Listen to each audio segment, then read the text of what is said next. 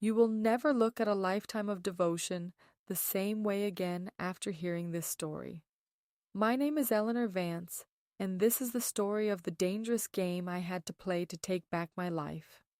If my stories give you strength, please consider taking a look at the thank you button below the video. Now, if you are ready, begin this walk with me through the cold corridors of betrayal. The air in Mr. Abernathy's office was stale, thick with the scent of old paper, leather, and unspoken sorrows. It was a room designed to witness the end of things.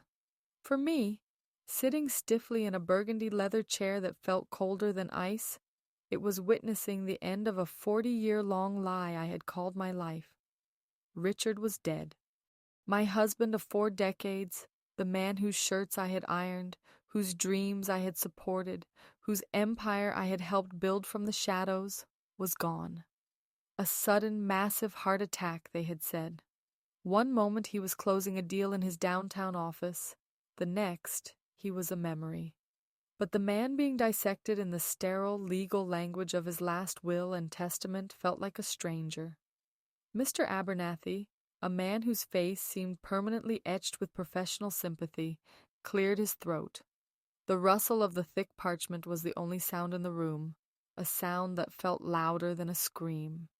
And so, he droned on, his voice a monotone dirge, to my devoted wife Eleanor Vance, I bequeath my sincerest gratitude for her years of support and the sum of $50,000. The words hung in the air, so absurd, so insulting, that for a moment I thought I had misheard. $50,000. We lived in a modest home in a Boston suburb, true, but Richard's import-export business, Vance Global, was worth millions. Our shared assets, our life's work, were valued at over $15 million. This wasn't a bequest. It was a severance package, a tip left on the table after a 40-year meal.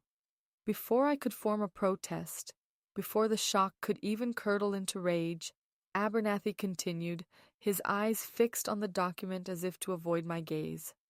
All remaining assets, including all shares in Vance Global, the property portfolio, all bank accounts, stocks, bonds, and personal effects, I bequeath in their entirety to Ms. Isabella Rossi.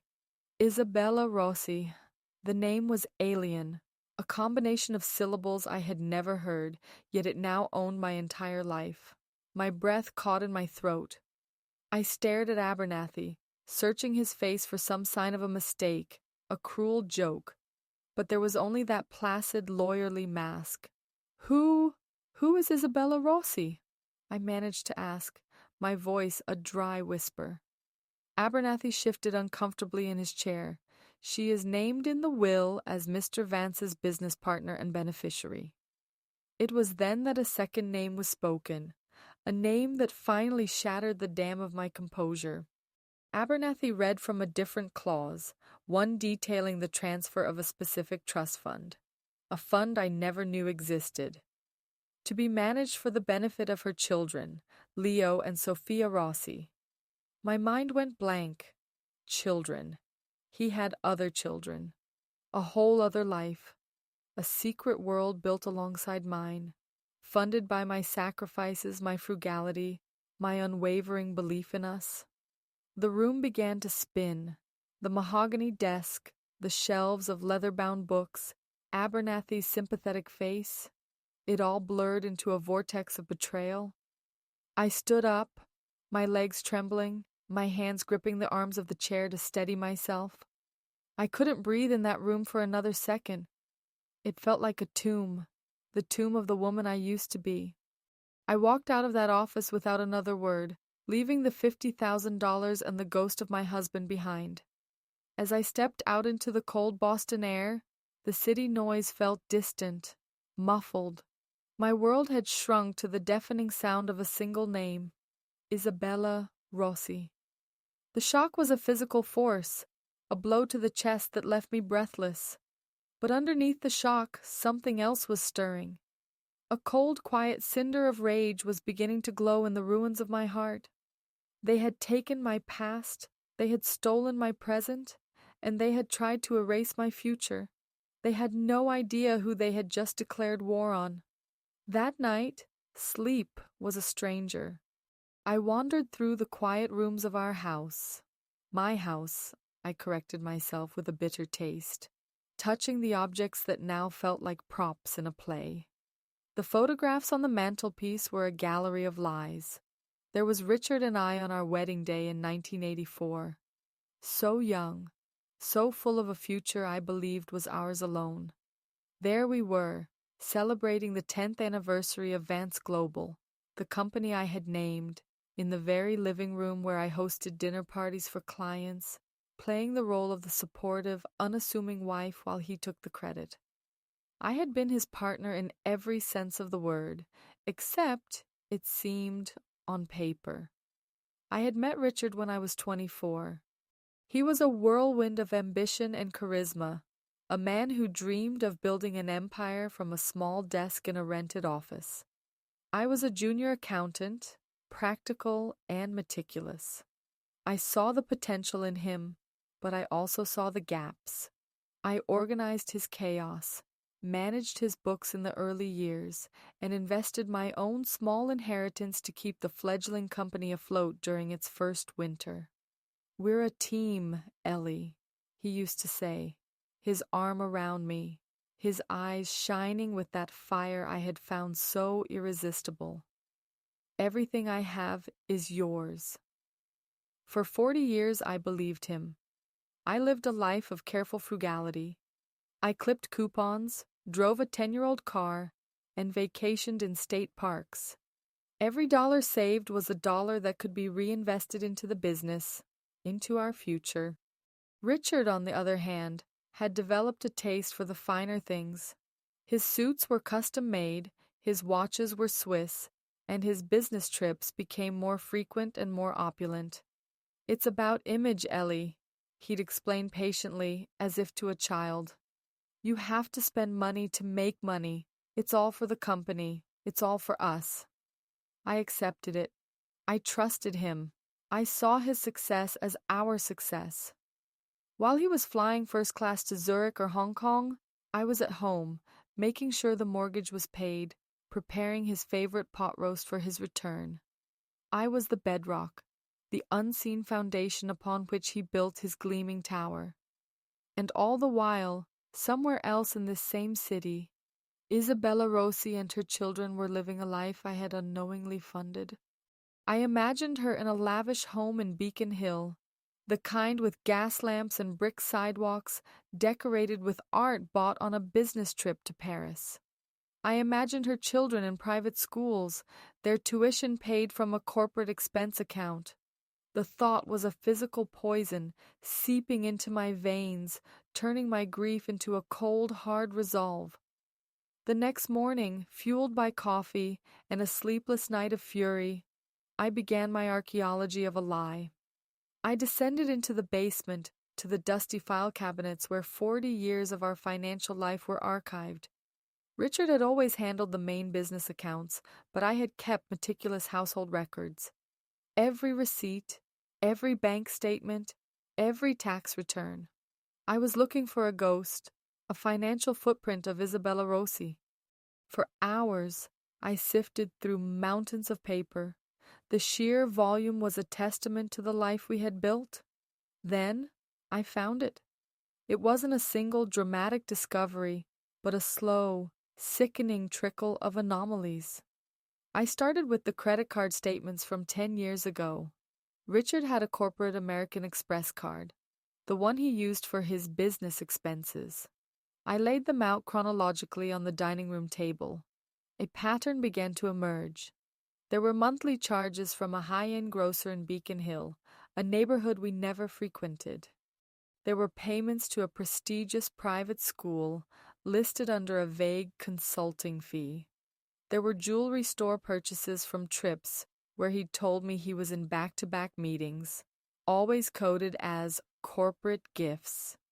Each charge was a small piece of the puzzle, a quiet confession of his double life. The dates were the most damning.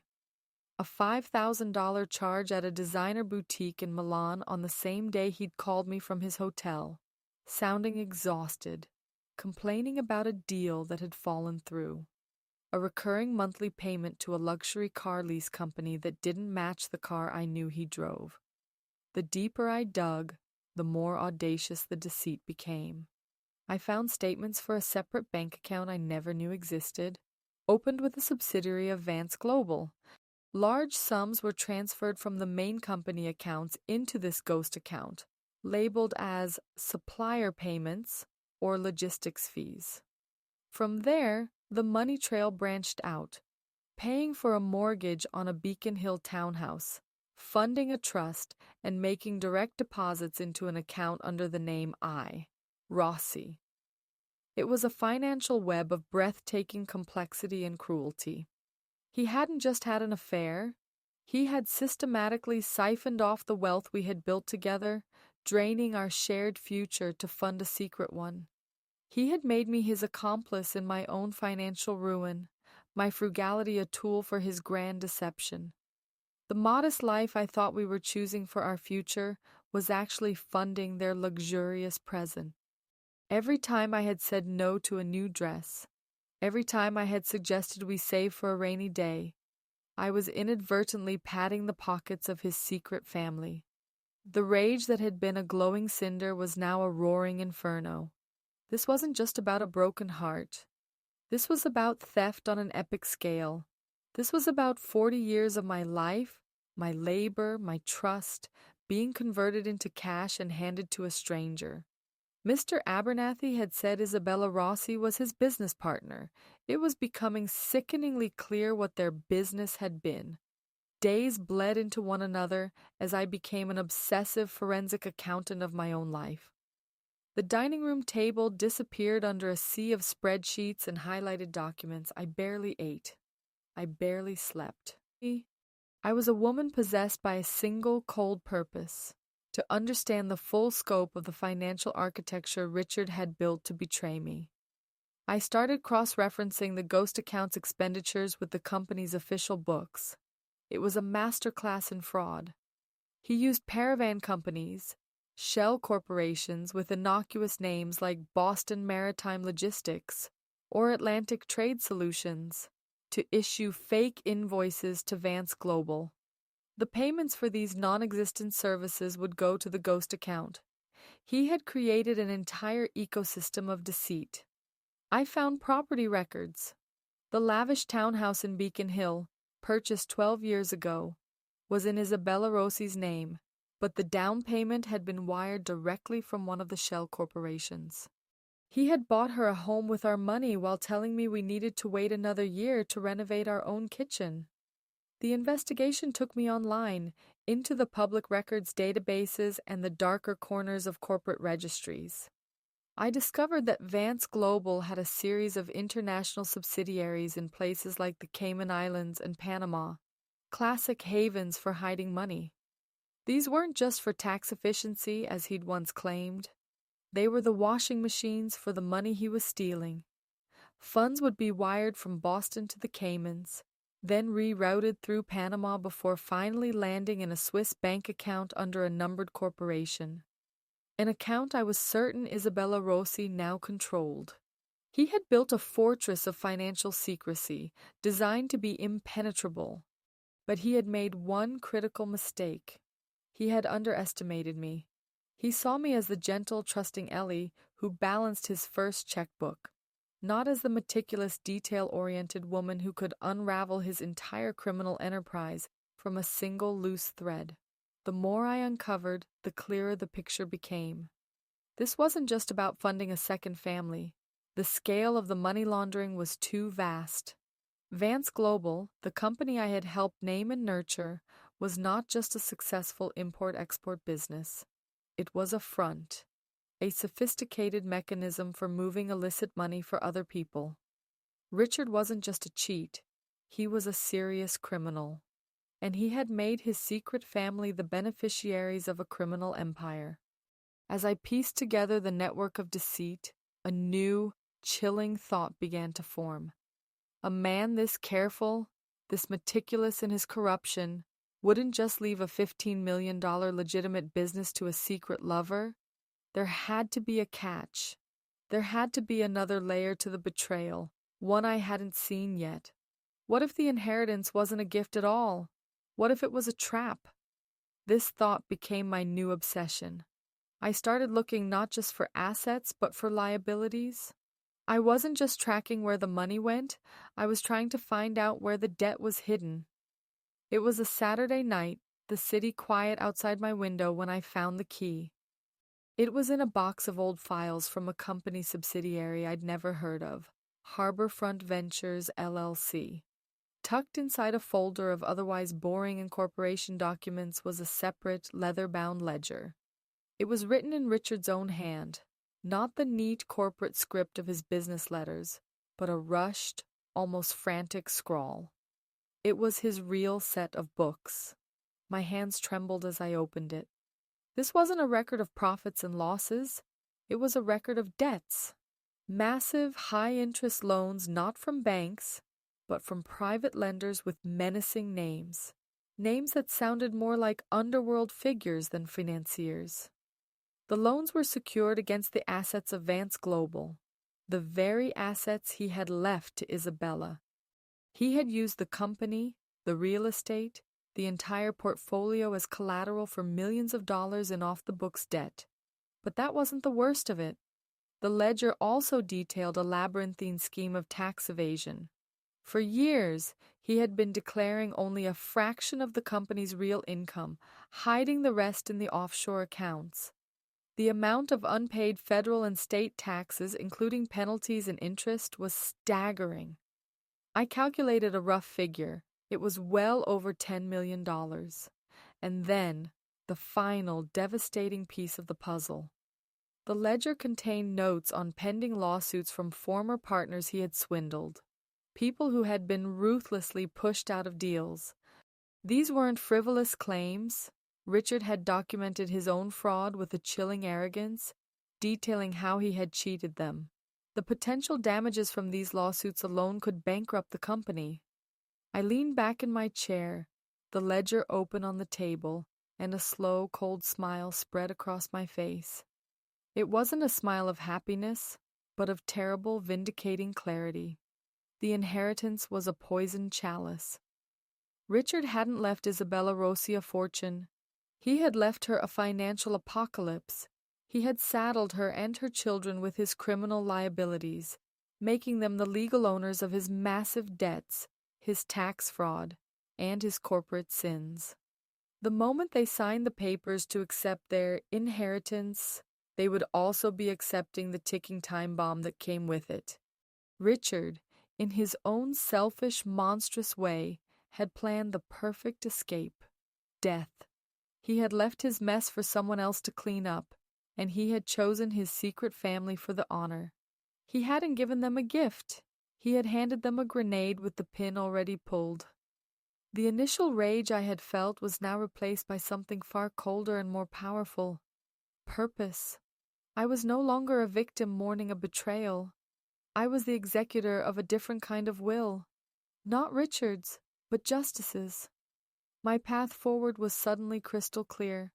I would not contest the will. I would not fight for a single penny of that tainted empire. No, I would do something far more satisfying. I would step back, and I would watch them drink from the poisoned chalice with relish. I would let their own greed be the mechanism of their destruction. The first step was to protect myself. The $50,000 bequest was an insult, but it was also clean money, a pittance he had left me from our shared personal accounts, separate from the corporate corruption. I would take it. It was a tiny fraction of what I was owed, but it would be the seed money for my new life. The rest of the empire, the one built on my back and cemented with his crimes, they could have it. My second step was to find the right legal counsel. I needed someone who was not just a lawyer, but a shark. Someone who understood the dark arts of corporate warfare and financial crime. I remembered a name Richard himself had mentioned years ago with a mixture of fear and respect: Arthur Finch. Finch is the man you hire when you want to bury someone so deep their own grandchildren won't find the body, he had said with a grim chuckle. At the time I had been appalled. Now, his words were a beacon. I found Arthur Finch's office in a sleek glass tower overlooking the harbor. He was a man in his late 60s, with sharp eyes that seemed to see right through you, and a stillness that was more intimidating than any overt display of power. I didn't tell him the whole emotional story. I simply laid out the financial facts. I brought Richard's secret ledger, the bank statements, the invoices from the shell corporations, and the tax evasion calculations. I presented it not as a betrayed wife, but as a forensic accountant laying out a case. He listened without interruption, his long fingers steepled under his chin. He reviewed the ledger with an almost predatory focus. When I finished, he was silent for a full minute. Then he looked at me, and for the first time, a flicker of something that looked like admiration appeared in his eyes. "Mrs. Vance," he said, his voice a low gravel, "your late husband was either a genius or a fool." "He was a monster," I replied simply. "A very clever monster," Finch conceded. "He built a house of cards and handed the deed to someone else just before the wind picked up. So, what is it you want from me? To contest the will? To reclaim your share?" "No," I said, and the cold smile returned to my lips. "I want to do nothing. I want to make sure the transfer of assets to Ms. Rossi and her children proceeds as smoothly and as quickly as possible. I want to ensure that every single debt, every tax liability, every pending lawsuit is legally and irrevocably transferred to them along with the assets. I want you to make sure that when this house of cards collapses, my name is nowhere near it. I want to be a ghost." Finch leaned back, a slow, appreciative smile spreading across his own face. It was not a warm smile, but it was exactly the smile I needed to see. "Mrs. Vance," he said, "this is going to be the most enjoyable probate case I've handled in years." Over the next few weeks, Arthur Finch and I worked in meticulous concert. He was the legal strategist, and I was the source of the ammunition. I unearthed every dirty secret from Richard's files. We found the original loan agreements with the private lenders, filled with predatory clauses and immediate default triggers. We found the damning internal memos where Richard bragged about his tax evasion schemes. We even found letters from his swindled ex-partners, threatening legal action, which he had clearly ignored. We were building a portfolio of doom, a complete package of financial ruin that would be legally attached to the inheritance. Meanwhile, I played the part of the grieving, defeated widow.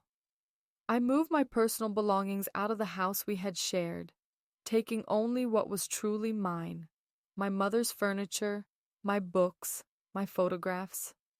I communicated with Abernathy, Richard's lawyer, only through Finch, expressing my sad acceptance of Richard's final wishes. I wanted to appear broken, too devastated to fight. It was crucial that they saw me as a non-threat. The bait needed to look as juicy and enticing as possible. Finch's office sent a formal letter to Isabella Rossi's legal team, confirming my intention not to contest the will and my desire to expedite the transfer of the estate. We knew this act of apparent surrender would ignite their greed. People like them couldn't comprehend someone walking away from $15 million. They would see it as weakness, as confirmation of their own superiority. They wouldn't look for a catch. They would be too busy celebrating their victory, and celebrate they did. Through a private investigator Finch had hired, we learned that Isabella and her children were already living as if the money were in their hands. Leo, the son, had put a down payment on a flashy red sports car. Sophia, the daughter, had been spotted on a shopping spree in the city's most expensive boutiques. Isabella herself was reportedly consulting with architects about a massive renovation of the Beacon Hill townhouse. They were spending money they didn't have yet, so sure of their impending fortune. They were measuring the drapes for a house that was already on fire. My investigator sent me photos. Photos of them laughing as they exited a high-end restaurant, their arms full of shopping bags. Photos of Leo posing next to his new car. Each image was a fresh stab of the old pain, but it was now overlaid with the cold satisfaction of knowing what was coming. They were dancing on a trap door, and I was the one whose hand was on the lever. The day of the official transfer of the estate arrived. It was a cold, gray morning in early November. I wasn't there, of course. I was in a small, anonymous apartment I had rented, looking out over the Charles River. Finch was there, a silent observer, ensuring every legal I was dotted and every T was crossed. He called me the moment it was done. "The eagles have landed," he said, his voice laced with dry amusement. "Or rather, the vultures have landed on the carcass. They've signed everything. They are now the proud and legally responsible owners of Vance Global and all its associated complexities." "They have no idea, do they?" I asked, though I already knew the answer. "None whatsoever," Finch confirmed. "Their lawyer is a glorified real estate attorney who was completely out of his depth. He saw the asset column and didn't even think to properly audit the liabilities. They think they've just won the lottery." I hung up the phone and looked out at the gray water. A profound sense of quiet settled over me. The first phase of my plan was complete. The trap was set. The bait had been taken. The poison was now officially in their system. All I had to do now was wait for it to do its work. The first tremor hit 2 weeks after the signing. It was subtle, a hairline crack in their new marble facade. The first of the private lenders, a man named Slavic, whose loan agreement had the most aggressive default clause, made his move. The terms stated that upon a change of ownership of Vance Global, the full balance of his $3 million loan became immediately due. A notice was delivered by courier to the Beacon Hill townhouse. My investigator, a discreet man named Miller, was parked across the street. He described the scene to me over the phone. A sleek black car pulled up, and a man in a very expensive but menacing-looking suit delivered a thick envelope.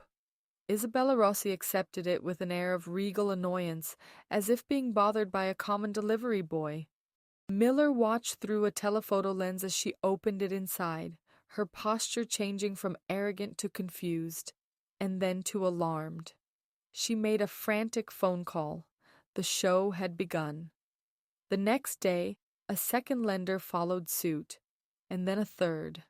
Within a week, notices for loans totaling over $7 million had been served. These weren't polite letters from a bank. These were hard, uncompromising demands from men who did not accept installment plans. Miller reported cars with tinted windows parked on their street at all hours. A silent, intimidating presence. The pressure was mounting.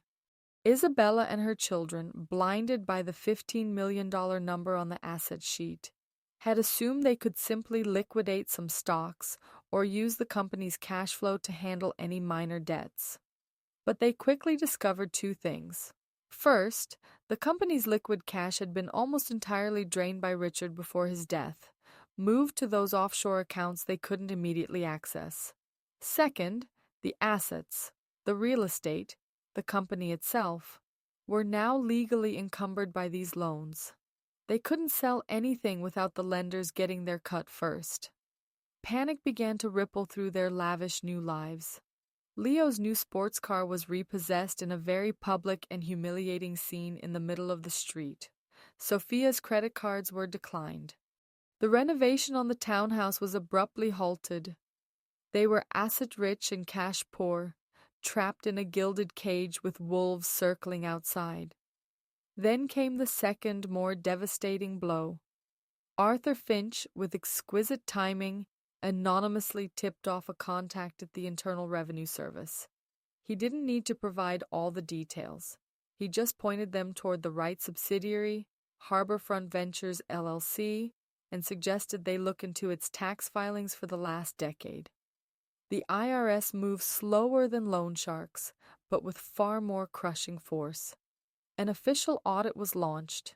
Investigators descended upon the offices of Vance Global, freezing its accounts and seizing its records. The news hit the Boston business journals. Vance Global under federal investigation for tax fraud. The company's reputation and its stock value plummeted overnight. Isabella and her children were now facing not just financial ruin, but a federal criminal investigation. The beauty of it was that they were the legal owners. Richard was gone. The responsibility, the criminality, the consequences, it all rested squarely on their shoulders.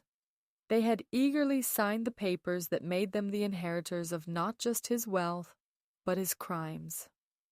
Miller's reports became a daily source of grim satisfaction. He described screaming matches inside the townhouse, the sounds carrying through the open windows. Isabella blaming her children for their reckless spending, the children blaming her for not understanding the documents she had signed. Their lawyer, the out-of-his-depth real estate attorney, had quit, refusing to be embroiled in a federal case. They were alone, toxic, and imploding. The final act was the lawsuits from Richard's swindled partners. Finch had contacted them, provided them with the key evidence from Richard's own ledger, and advised them that with the company in disarray and under federal investigation, now was the perfect time to strike. They filed a consolidated lawsuit for fraud and damages, placing a lien on all remaining company assets. The house of cards did not just fall, it was utterly obliterated. The news of the Rossi family's spectacular downfall became the talk of Boston's elite circles. The story was a Shakespearean tragedy of greed and hubris. The glamorous, mysterious business partner of the late Richard Vance had inherited a poisoned empire. The $15 million fortune had turned out to be a negative $20 million black hole of debt, taxes, and legal liabilities. The Beacon Hill townhouse was the first to go, seized by the lenders and sold at auction for a fraction of its value. The luxury cars, the designer clothes, the art, it was all liquidated to pay a pittance of what they owed. I saw a picture in a society gossip column of Isabella Rossi, looking gaunt and haunted, leaving a bankruptcy court. She was no longer the sophisticated woman from the investigators' photos. She was just a broke, desperate woman who had been outplayed. Leo and Sophia, who had never worked a day in their lives, were forced to find menial jobs. The social circles that had once welcomed them now shunned them as pariahs, the children of a criminal, tainted by scandal and bankruptcy. They had grasped for a life of effortless luxury and had ended up with nothing but shame and debt. I met with Finch one last time in his office overlooking the harbor. The view was clear and bright. "They're gone," he said, handing me a file. "The bankruptcy is complete. The federal case against them for tax fraud is proceeding. They tried to claim they were innocent victims, but since they were the legal owners who benefited from the fraud, however briefly, they're still on the hook. They'll likely get probation, but their financial lives are over." "And Richard's swindled partners?" I asked. "They recovered a portion of their losses from the asset liquidation. They send their regards," he said, with that dry smile. "You've not only enacted a precise and devastating revenge, Mrs. Vance, you've also delivered a measure of justice to others." He slid another document across the desk. It was a statement for a new trust account he had set up for me. During the chaos of the Vance Global collapse, Finch had masterfully executed the final step of our plan. He had used the $50,000 bequest, along with the detailed proof of my 40 years of contributions and Richard's fraud, to legally separate my personal assets from the corporate disaster.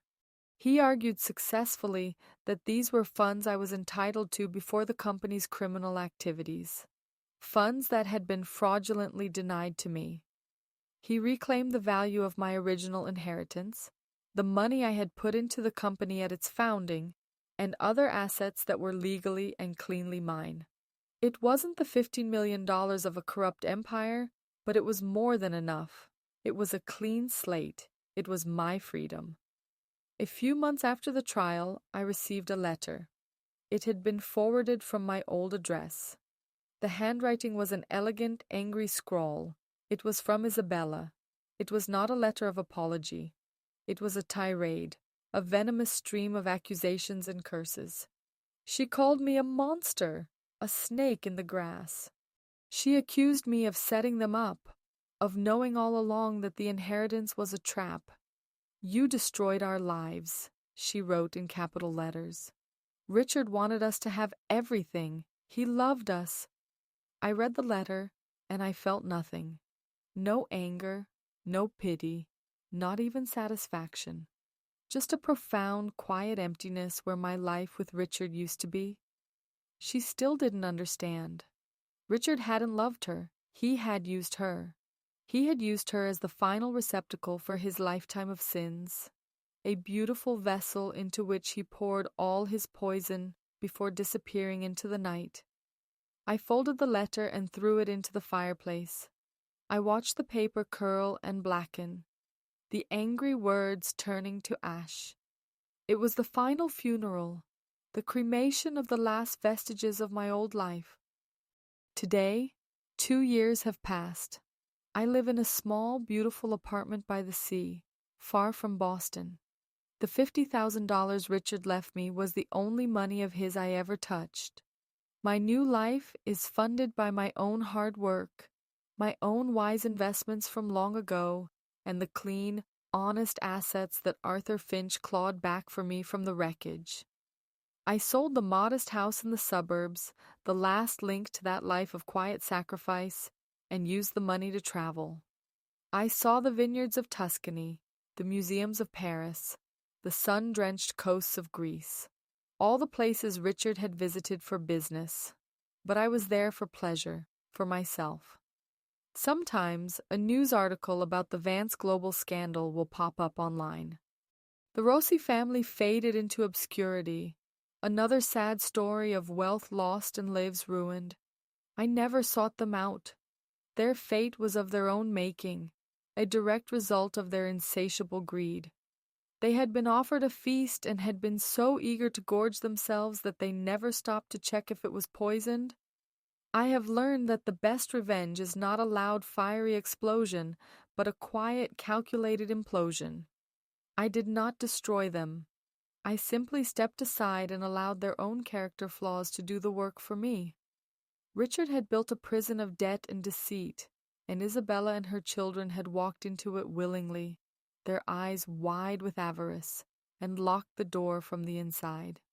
They were their own jailers, and I finally was free. And so, that is how I rose from my own ashes. They thought they could take everything from me, but they forgot about the most valuable asset I possessed, my mind, and the strength forged in the fires of a 40-year betrayal. What about you? Have you ever had to face a betrayal so deep it threatened to erase you? Share your story and where in the world you're listening from in the comments below. Knowing that other brave souls like you exist gives me strength. Remember, even after the darkest night, the sun will rise again. Close your eyes and remember your own power until the next story.